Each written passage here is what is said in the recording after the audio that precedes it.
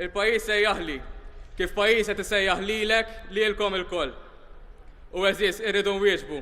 Irridu nwieġbu għaw aħna lesti nagħmlu l-parti tagħna għas-sewwa ta' dan il-pajjiż. Kien dan il-mod li bih Andrew Kakija, l-ħaddim żagħżugħ ta' 22 sena li jaħdem fil-qasam tal-informatika, fetaħ id-diskors tiegħu waqt il-protesta li saret it-tnejn l-ewwel ta' Mejju, organizzata mill-Partit Nazzjonalista bit-tema nagħtu s-saħħa lil ħaddiem fejn sostna lil poplu Malti Wawċi jixraqlu ferm aħjar mill-impunità li qiegħda tirrenja taħt Gvern Laburista immexxi minn Roberta Bela. Malta preżenti waqt tal-korporizmu u egoizmu sfrenat, fejn gawd il-ftit u mhux il-ħafna. Malta preżenti saret gżira ta' konkos, stat ta' impunità. Stat fejn kulħadd jagħmel li jrid bla konsegwenzi. Stat fejn il-persuni ta' awtorità mhuma xejn ħlief pupazzi. Kif nista' nħobb l-istat li qegħdin fih meta qed nimtlew bnies tat-tielet dinja, inħadmuhom f'kundizzjonijiet ta' miżerja, imorru kompletament kontra kull dritt tal-bniedem u mbagħad inħallu l-immigranti jerqu fil-Mediterran. Dawn mhumiex affarijiet li wieħed iħobb.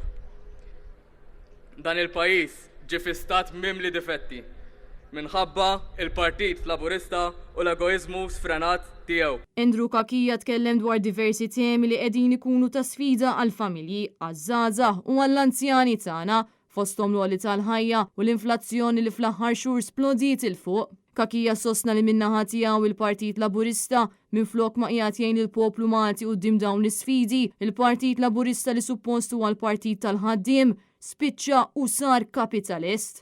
Għadu l-Partit tal-ħaddiem. Għadu jiddefendi l-batut.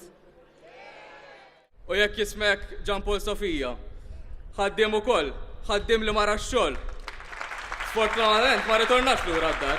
Qed jiddefendih is-suppost Partit tal-ħaddiema. Jekk int ners, jiddefendik is-suppost Partit tal-ħaddiema, jew jgħid kontrik biex jinvi fil-medja biex jintimidak. Jekk int talliem, sabhom il-flus għalik kif għamel għal ħaddieħor iddefendik is-suppost Partit tal-ħaddiema. Min-naħa tagħha Marilyn Sammut li hija ħaddiema żagħżugħa tkellmet fuq l-iskandlu ta' 3 starijiet fejn il-Gvern Laburista sera 400 miljun euro minħal il-poplu Malti Wawċi u tom lil Vitals u Steward u spiċċa biex ħalla l-ħaddiema li jaħdmu fis-settur tas-saħħa b'kundizzjonijiet li ma jixirqilhomx. Konsegwenza ta' dan minflok il-poplu Malti Wawċi qed jingħata l-kura li verament tixraqlu qed jispiċċa mitluq fil-kuruturi tal-isptar u b'ammont qawwi ta' mediċina out of stock. Marilyn Sammut kelmet ukoll dwar l-inkjesta tal-imħallef emeritu Jeffrey Valencia dwar il-til ta' Bernice Kassar fejn ikkonkludiet li l-korp tal-pulizija m'għandux ir-riżorsi meħtieġa biex ilaħħaq mal-ammont ta' xogħol il-membri tal-korp qed jaffaċċjaw ta' kuljum. Qed ngħixu f'pajjiż li l-inkjesta li għamel il-Gvern stess dwar il-mewt ta' Bernice Niċilja jsib in-nuqqasijiet tal-Gvern ta' Roberta Bela biex jinvesti fil-korp tal-Pulizija biex ikollhom ir-riżorsi meħtieġa li minħabba dawn ir-riżorsi waslu biex ikun hemm fumiċidju ieħor.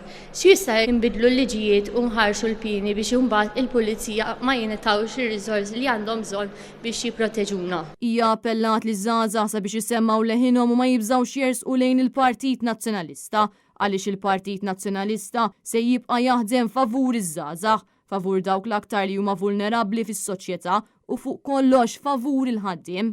Aħna żgħażagħ irridu pajjiż aħjar, aħna żgħażagħ li naħdmu biex inkunu nistgħu nlaħqu mal-ħajja irridu futur aħjar għal pajjiża u iva jien nemmen li pajjiżna jista' jkollu aħjar futur aħjar. Nistgħu nibdlu d-direzzjoni li qbadna billi ninaqdu l-koll flimkien li lem mill-backgrounds tagħna għalhekk ejja naħdmu biex nindirizzaw il-problemi li qed jaffaċċja pajjiżna. Jiena nemmen li nistgħu nindirizzaw dak li jinkwieta lilna żgħażagħ. Dan nista' nagħmluh billi jkollna stat li jkun verament solidarji ma' dawk il-vulnerabbli mal-ħaddiema għalhekk ejja naħdmu għal Malta aħjar għax pajjiżna jixraqlu l-aħjar. Giulia Falzon għal Net News.